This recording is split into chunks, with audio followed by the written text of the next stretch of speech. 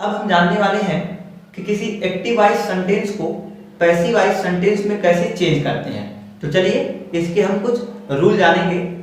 तो पहला नियम है, एक्टिव वॉइस के ऑब्जेक्ट को पैसिव वॉइस के सब्जेक्ट के रूप में, यानी कि जो हम लोग का एक्टिव वॉइस का ऑब्जेक्ट होता है उसको हम पैसिव वॉइस बनाते समय सब्जेक्ट बनाते हैं। यदि कोई एक्टिव वॉइस का वाक्य हो जैसे कि ही राइट्स अ लेटर, तो उसके हम ऑब्जेक्ट को जो है पैसिव वॉइस का सब्जेक्ट बना देंगे, यानी कि अ लेटर जो है इसमें एक्टिव वॉइस में ऑब्जेक्ट है, तो जब उसका हम पैसिव वॉइस बनाएंगे को अ लेटर को हम जो है सब्जेक्ट बना देंगे।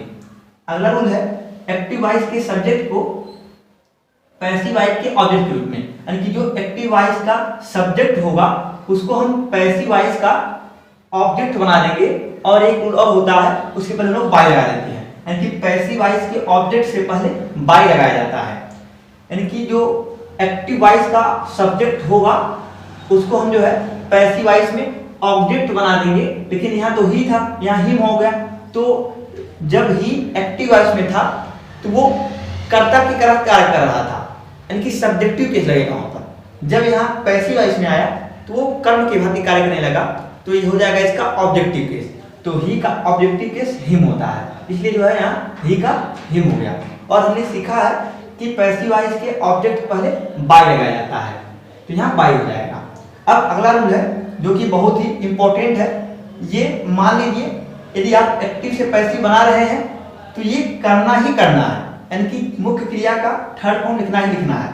तो पैसिव वॉइस में मुख्य क्रिया का यानी कि मेन वर्ब का थर्ड फॉर्म लगाया जाता है, यानी कि यहाँ मुख्य क्रिया राइट्स है तो यहाँ राइट्स का रिटेन हो जाएगा। अब आप कहेंगे कि यहाँ इज आ गया है, तो इज जो है यहाँ समय का बोध कराएगा, जैसे कि जिस प्रकार का टेंस रहेगा, अगर इंडेफिनिट हो तो यहाँ पर कुछ दूसरा सहायक क्रिया आएगा, अगर कंटिन्यूअस होगा तो दूसरा सहायक क्रिया आएगा। अभी हम देखेंगे उसके बारे में। अभी हम सामान्य नियम जान रहे हैं। सामान्य नियम मतलब कि एक्टिव से पैसिव बनाते समय क्या क्या हमको करना ही करना है, और वो तो अलग की बात है, अभी हम टेंस वाइज देखेंगे। अब हम क्या करेंगे, अगला रूल है, सब्जेक्टिव केस को हम ऑब्जेक्टिव केस में कन्वर्ट करेंगे। जैसे कि हम यहाँ ही का ही करनी है, उसी प्रकार अगर आई आता है तो आई का मी हो जाएगा और ही का हिम हो जाएगा, और यू का यू ही रहेगा, और दे का देम हो जाएगा, और सी का हर हो जाएगा। और यदि कर्ता के स्थान पर समवन या समबडी, एवरीवन या एवरीबडी, एनीवन या एवरीबडी हो तो उसका हम पैसिव वॉइस बनाते समय नो ऑब्जेक्ट लिखेंगे, यानी कि कोई ऑब्जेक्ट नहीं लिखेंगे हम। और यदि जब कभी एक्टिव वॉइस में जो है सब्जेक्ट के रूप में कोई नाउन हो, नाउन अर्थात नेम हो, तो जब उसका हम पैसिव वॉइस बनाएंगे तो वो नो चेंज होगा, अर्थात वो नाउन ही रहेगा।